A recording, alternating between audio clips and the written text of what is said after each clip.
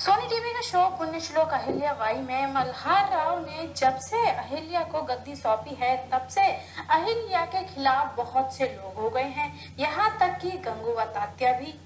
गंगूबा तात्या देते तो साथ है अहिल्या बाई का, लेकिन वो बिल्कुल भी खुश नहीं होते हैं इस बात को लेके कि बड़ी सरकार ने एक स्त्री को अपना सिंहासन सौंप दिया। तो वहीं दूसरी तरफ अहिल्या बाई जब फैसला करती हैं गरीबों को उनका घर दिलाने के लिए, उनके साथ न्याय करने के लिए, तब उस बात से भी धनाजी और गुनूजी उनके बहुत ही ज्यादा खिलाफ होते हैं। और तो और वो अपने साथ के जो सभा में बैठते हैं उनको भी बहुत ही ज्यादा भड़का देते हैं, जिसकी वजह से वो भी अहिल्या बाई के खिलाफ हो जाते हैं।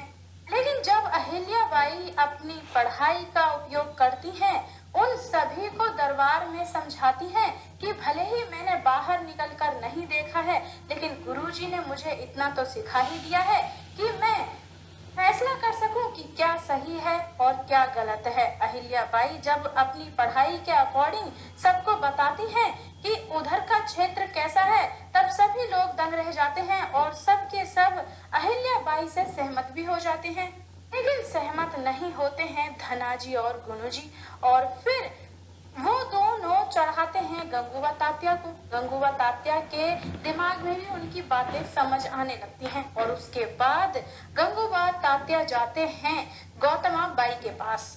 गंगूबा तात्या गौतमा बाई से पूछते हैं कि जब बड़े सरकार ने ये फैसला किया कि वो अपना सिंहासन अहिल्या बाई को सौंपेंगे अपने जाने से पहले, तब मुझे ये लगा था कि इस बात से आप बड़े सरकार के खिलाफ हो जाएंगी, क्योंकि आपको मंजूर नहीं होगा कि एक स्त्री उनके सिंहासन पर बैठे। लेकिन आपने तो बड़ी हंसी खुशी उनकी बात मान ली, ऐसी उम्मीद नहीं थी मुझे आपसे। और फिर तभी गौतमा बाई गंगूबा तात्या से कहती हैं कि आप बड़े हैं और मैं आपका बहुत ही ज्यादा आदर करती हूँ। जैसा कि आप जानते हैं कि आप इस फैमिली के सदस्य जैसे ही हैं और आपसे कोई भी बात नहीं छुपी है, मैं आपको बताती हूँ। गौतमा बाई गंगूबा को बता देती हैं कि वो अभी भी यही चाहती हैं कि उनकी बहू घर के काम काज को ही संभाले, ना कि दरबार को। लेकिन वो ये भी नहीं चाहती कि बड़े सरकार का सिंहासन किसी और के हाथ लग जाए। बड़े सरकार के सिंहासन पर सिर्फ उनके बेटे, उनकी पुत्र वधू और उनकी पत्नी का ही हक है, और वो नहीं चाहती कि वो हक किसी और पर जाए। इसीलिए वो अहिल्या के दरबार में जाने से सहमत हो गई हैं। गौतमा बाई की बात सुनकर गंगूबा तात्या समझ जाते हैं, लेकिन गौतमा बाई नहीं जानती हैं कि जिस सिंहासन को वो सुरक्षित करना चाहती हैं दूसरों से, वो दूसरे लोग धनाजी और गुनूजी उनके सिंहासन पर उल्लू की तरह नजरें गड़ाए बैठे हैं।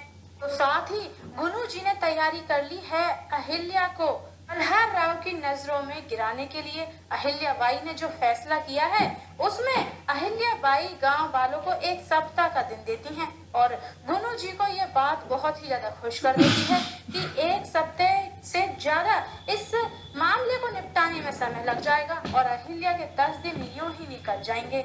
फिर उसके बाद अहिल्या बाई ये साबित हो जाएंगी कि उनसे राजकाज का कोई काम सही से नहीं आता है। तो अब आगे अहिल्या बाई अपने इस काम में क्या सफल हो पाएंगी? क्या इतने ज्यादा दुश्मनों के होते हुए भी अहिल्या बाई काम काज को, दरबार को संभालने में सफल हो पाएंगी? वेल, सारे लेटेस्ट अपडेट्स पाने के लिए घंटी बजाइए, वीडियो को लाइक कीजिए, और अगर आपने अभी तक चैनल को सब्सक्राइब नहीं किया है तो प्लीज चैनल को सब्सक्राइब करना मत भूलना।